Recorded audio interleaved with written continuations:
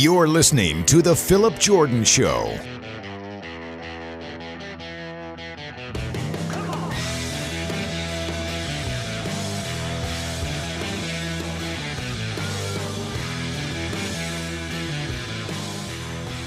What's up, everybody? Welcome into the Phillip Jordan Show. I'm your host, Phillip Jordan, in-studio host and producer of Dutton Woods Football on 96.9 The Legend and Auburn writer for Last Word on college football. Got a great show playing for you guys today. I'm going to be joined by a long-time guest. It's been a while since me and this guy have chatted in podcast form, but Brent Sobleski, he is the Bleacher Report NFL analyst and part of the Bleacher Report scouting department, and he and Matt Holder, also over there at Bleacher Report, recently put up a 2025 mock draft, and there's some very interesting names they have going in the first round for next year, and we're going to talk about it. We will focus heavily on Carson Beck, Jalen Milroe, of course, Georgia and Alabama's quarterbacks, and also we'll look at wide receiver from Missouri, Luther Burden. So very good, interesting conversation with Brent about that, and also just kind of like, when does that process start of putting together the mock draft? So that and plenty more good football content here on today's edition of the Phillip Jordan Show. You can check out the Phillip Jordan Show podcast over at wiregrassdailynews.com or wherever you get your podcasts. If you're on Apple Podcasts, please follow, rate, and review. Leave a review, and I will read it on a future edition of the show. And if you leave just 4 stars, you are just a straight-up hater. You can email me at sports.phillipjordan@gmail.com.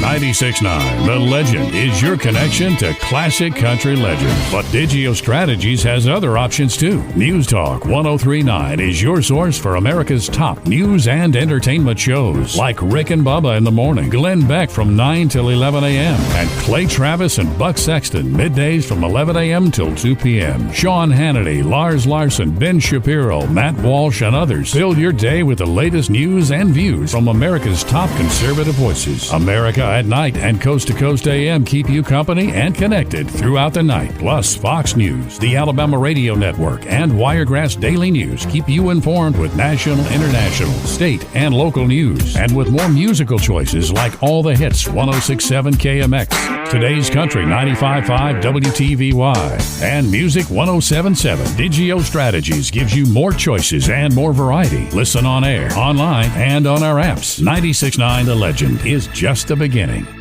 Everybody joining me on the show today, this is one of the all-timers when it comes to guests I've had on the podcast. Brent Sobleski, Bleacher Report NFL analyst, also part of the Bleacher Report scouting department. And Brent, appreciate you coming on the show. Oh, thank you for having me. It's perfect time to kind of take a deep breath, relax a little bit. It's been a hectic few months, my friend, and I'm glad to be back and talking a little football with you. Do you really get to take a breath, though, when you cover the draft the way you do?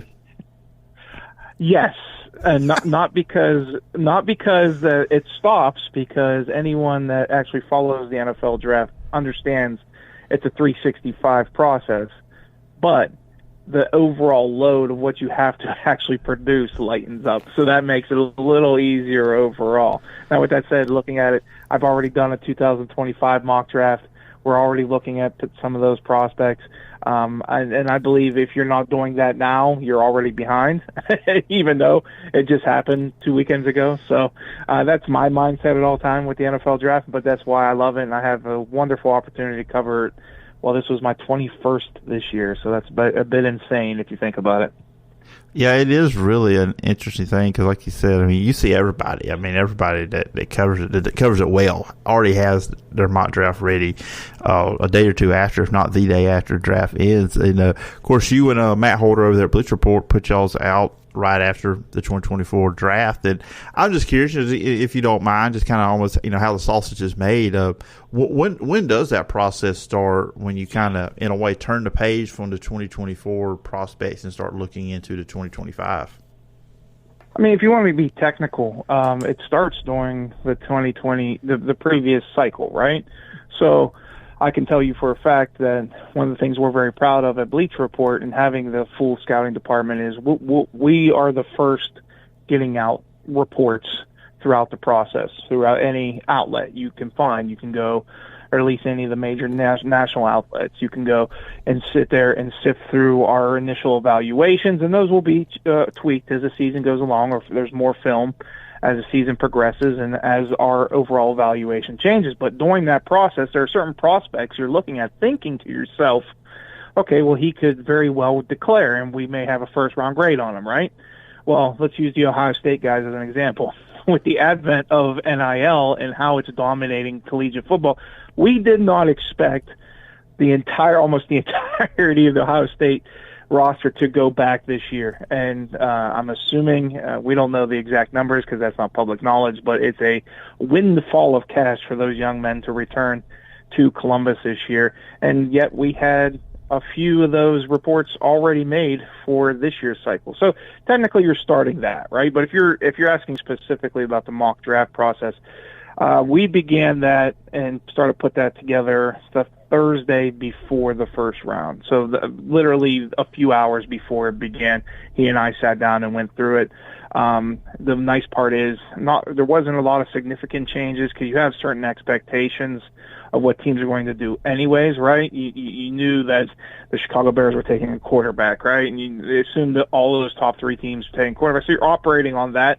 The biggest thing you have to worry about if there's any significant moves made throughout that process, which there really wasn't any in this year's draft. None of those top receivers that were kind of discussed moved from between team to team, so that didn't change anything. And for us, we try to keep the fail-safe of betting odds as our draft order for the following year. That way you can blame Vegas and not us when your favorite team's picking in the top 5. So that's essentially how we kind of boil it down. And the fact that, I grade every single pick in real time over 3 days is pretty exhausting. So me and Matt, our one scout, Matt Holder, we split duties on actually writing it this year. And I think we got it out pretty quickly and hopefully well done and enjoyable for those out there who read it. Yeah, it was a good read, very interesting. I saw the first 3 picks. I said SEC guy, SEC guy, SEC guy. So okay, we'll go get somebody else. Which anybody knows. Look, my Twitter handle is PJordan SEC. I had no problem with that, but I know looking at that, I shied away from a little SEC bias, Brent, just a little bit, not too much from over the board. But what I find interesting about Phillip and what I want to see that happens in this process. One of the things that's been unique with the way we operate the scouting department is we are essentially trying to be a third-party front office for readers, right? Mm-hmm. We do not operate under the assumption that we need to represent what the NFL is thinking, right? We want to evaluate prospects based on our skilled scouts who are very well known on social media. For those, Matt, we mentioned him earlier. He played at the collegiate level, right? He's coached. He knows the game. Brandon Thorne, for anyone out there who loves offensive line play, you cannot find a more definitive voice on offensive linemen on social media, period. Corey Giddings, our other scout, has been in the NFL in that same capacity, right? You have Derek Clausen, who is very well known in certain national outlets doing like the Mina Kimes show and whatnot, talking about quarterbacks and evaluating some of the skill positions. So we want to give you what we're seeing from our expertise, from our scouts, so that it's not entirely tied into what NFL teams are doing, right? Mm-hmm. Because NFL teams view things differently. They're going to have so many guys knocked off their board. They're going to have the full medicals, which no one outside of the league receives. They're going to have the interview process, which we're not allowed sitting in on. It's purely evaluation and how we see the talent capable of playing at the next level. And so that also has its own pitfalls, right? And one of the things we want to do from a self-evaluation standpoint is look at where can we be better, right? Everyone can be better in their coverage. Everyone can be better in evaluation. It's an inexact science with the NFL draft. In our case, one of the things I noticed is this was the 4th year or at least our 4th draft class altogether. All 4 years we've had the same guy run the gamut as the number 1 overall talent. It was Trevor Lawrence, and then it was Kayvon Thibodeau, it was Will Anderson Jr., and this year it was Marvin Harrison Jr. Now, I started this by saying what I found interesting about this coming class in 2025. I don't know if that's going to be the case because I don't think there's a declarative number 1 overall talent. We have Tennessee's James Pierce there, and I think he's the favorite right now, but there's no slam dunk guy there this year as we've seen in previous seasons. And obviously, I think a lot of people, when they read anything draft related, they're like, okay, what's the deal with quarterbacks? And, of course, we had 6 quarterbacks taken in the first round, 2024, all in the top 12. Going into, you guys had 4 going into the first round. Just overall, when you look at the quarterback class for next year versus what we just saw, better, worse, or where do you see that group? Well, that's a great example of what I was just discussing and how we try to differentiate ourselves. We did not have Michael Penix Jr. or Bo Nix as first-round talents. In fact, we had Penix as quarterback 7 and in the 3rd round. So that's based off of our personal evaluations, how we view him as a prospect. It's not that we're trying to tear him down and what he can't do, but it's the concerns that you have within his game and why it was such a shocking selection by the Atlanta Falcons with the 8th overall pick. And we can go into that more detail and why that we were so low on him comparatively. But there was no denying that he can throw the football, right? Everyone acknowledges he can spin it in the amount of production he had for 2 seasons at Washington. So when you consider those guys being a little lower, that means the other 4 that you're discussing were legitimate first-round guys in our book. Do we have that going into 2025? That's not necessarily the case as we are currently construing it. You have a Carson Beck from Georgia who very well could be the first quarterback off the board. I know Colorado's Shedeur Sanders is a bit of a lightning rod at the moment. A little bit. You can't deny his talent. Just a little. You can't deny his talent. He does have to grow in certain areas, and a lot of that will have to do if he's more comfortable in the pocket this year, right?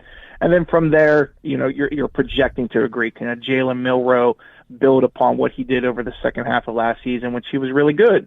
You want to see that full year, and so on and so forth when it comes to these young quarterbacks. So I don't say it's to the same level. It's certainly not a guy that you expect to go number 1 overall at the moment. It's good, but it's not to what we just saw. You mentioned Carson Beck, and according in y'all's mock draft, you have him going at number 6, where the Giants would be at by the DraftKings reverse, Super Bowl odds.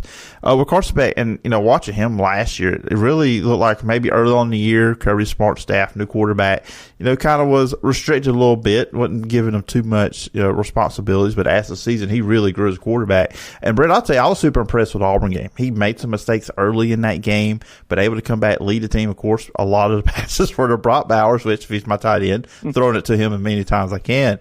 But what do you see out of Carson Beck? Because as a pro prospect, what are some key traits you're seeing with him? I like his pocket navigation, right? And this is – people mistake mobility with the ability to run, and more often not. And I'm not saying that Carson Beck is unathletic. That's not the case. He's just not your typical dual-threat quarterback as we now see in the NFL. But pocket mobility is absolutely vital in quarterback mobility, and his ability to just simply take those nuanced steps within the pocket to avoid pressure, to create throwing lanes for himself. And I think that's where he really excels. Now, to your point, some of that's very similar to what I'd say J.J. McCarthy was this past year, right? You're in a certain type of offense. You have more talent than most of the people you're playing. You have a certain philosophy from the coaching staff that they want to employ, a physical ground and pound attack. So the quarterback isn't featured necessarily as much as, say, a Washington was with a Penix and the number 1 or 2 passing offense over the last 2 years. So I think you have to navigate that a little bit when it comes to the evaluation and project what you see in specific throws, even if the amount of those throws are fewer in comparison to other prospects. But his ability to stand tall in the pocket, to essentially create that room for himself, to work with efficiency and poise consistently in the passing game, is really his greatest strength. And I think we'll see more of him this year as he continues to grow, as they expand the offense a little bit. And that'll be important because, like I said earlier, this is not an instance where we're viewing him as at Caleb Williams, Trevor Lawrence, or even we had Drake May as QB1, so not even one of those level of prospects, but he's on the cusp of being a top 5 guy, and we want to see him continue to grow, as you well stated, throughout his second season as a full-time starter. I know, and there was some talk, players it could obviously be for more NIL money, which I think we're going to see two guys say, well, I could come back or, give them some more money or, stuff like that with NIL. But, I guess there was maybe some flirtation with him, maybe not serious. But just looking at him, how would you rank him versus the quarterbacks we just saw get drafted? We had May number 1, Caleb Williams number 2, and they were very closely rated. Our grades were based on projections, right? When you view Drake May, I think he was one of those players that we nitpick too much, and that happens in every draft class where we're constantly looking at the negatives and not where he wins, because he has a lot of Justin Herbert to his game if you develop him properly, which is basically the ideal. And the NFL quarterback position, talking about 6'4", 6'5", 225 to 235 pounds between that range. So then you have Caleb Williams, whose playmaking ability and just natural, just elastic arm talent was unreal. So those two were essentially on a different level, even going into last year. We already saw them as elite prospects. Jaden Daniels grew into an elite prospect, much like we saw with Joe Burrow. Now, Daniels was better his penultimate season at LSU than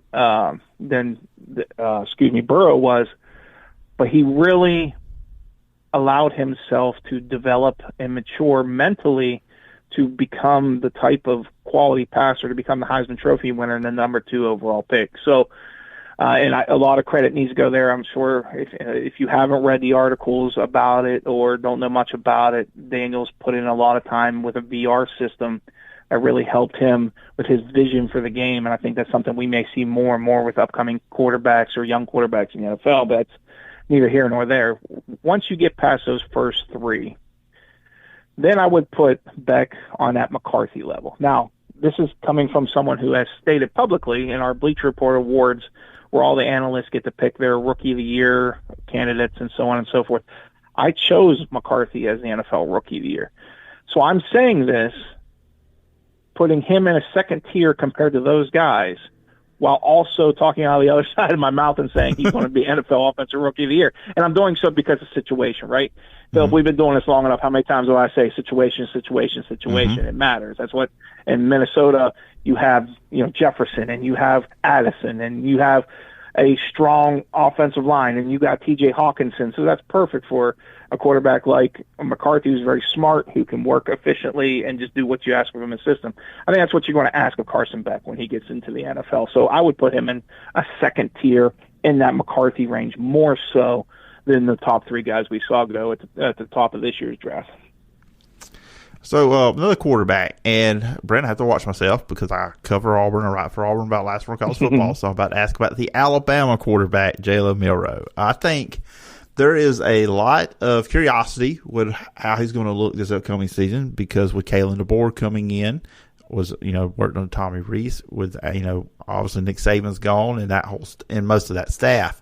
And we've seen great athleticism, and you talked about it in the open here that he improved as the season went on. He really is a great deep ball thrower. Maybe the intermediate thing, needs to be worked on. When you look at Jalen Milroe, what do you see out of him, and what does he have to work on in this next year in college before he goes off to the NFL? Consistency, particularly with mechanics and ball placement, right? These are the things you want, and that's applicable in a lot of cases for quarterbacks. But when you go into the up and down nature of his game, right, you had that 2 interceptions against Texas. You had, there was one game where he was under 50%, I believe it was against Arkansas off the top of my head, if I remember correctly. This was a time where essentially they were considering their other options of who was going to start for them over the second half of the season. Milroe regained that job. He kept his head down. He put in the work.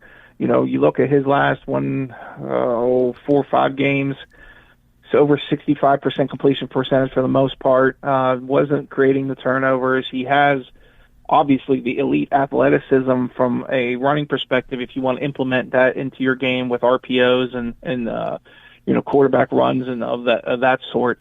But if you can give me that decision-making and ball placement and consistency that we saw more so in the second half than the first, then I think you have an opportunity to be a first-round quarterback. We projected him there, but that's exactly what it is, a projection.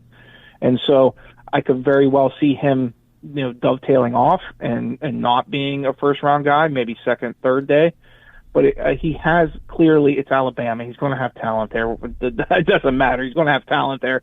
And as long as he continues to play at a relatively high level, he's going to get serious consideration early in the process. Yeah, and like I said, and look, I always look back on it, and Auburn fans, you can mute turn the volume down. I'm about to say that throw. I know it's just one throw, Brent, but that throw, and I know there was no pressure in Iron Bowl when they won the game, but still, putting the ball right where he had to put it, that was an impressive throw. I know it's just one throw, but still, I feel like that's kind of like an example of like what he's capable of.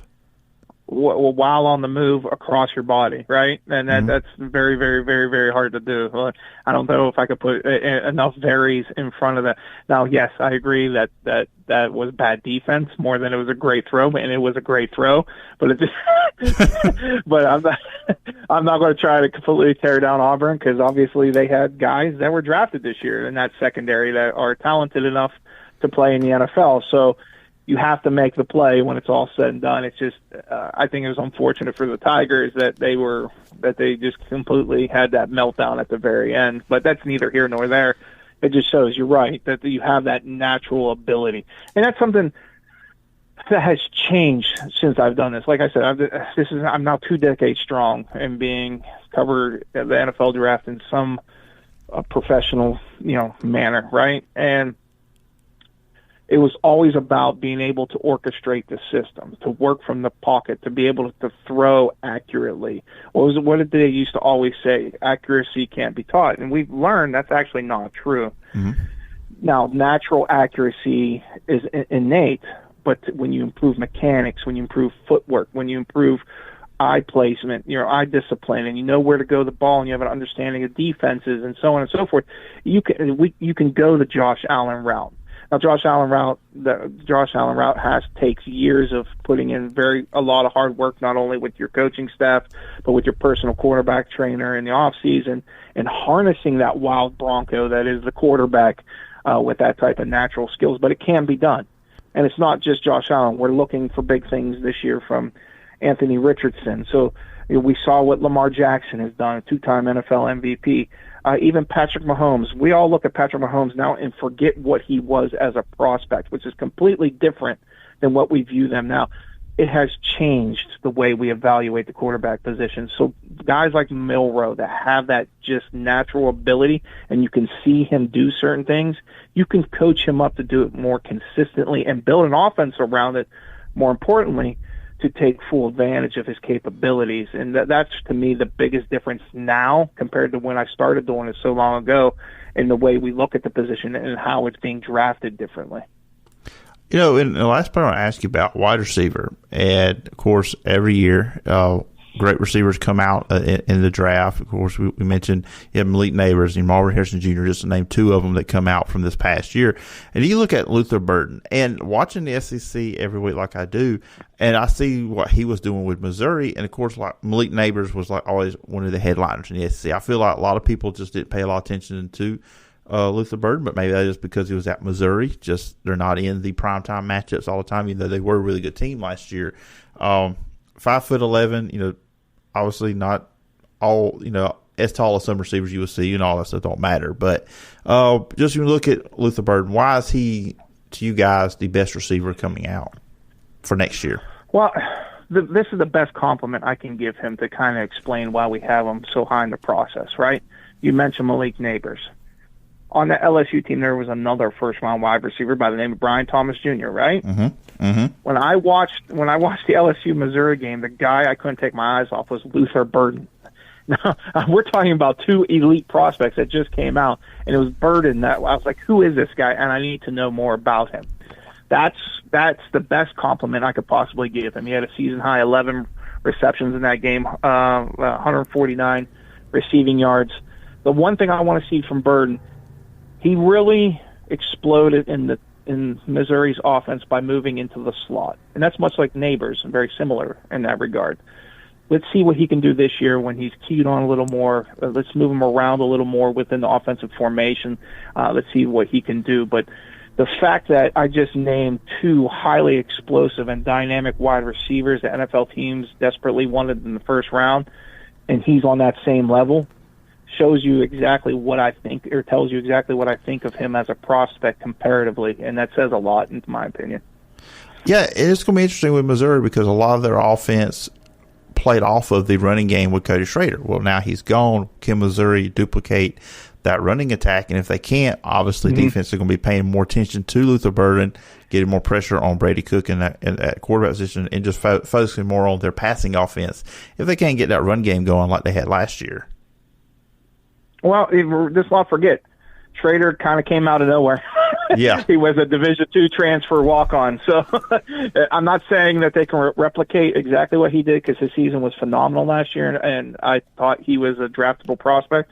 And looked good in the Senior Bowl or during All-Star festivities and things like that. But at the same time, it's like, you know what?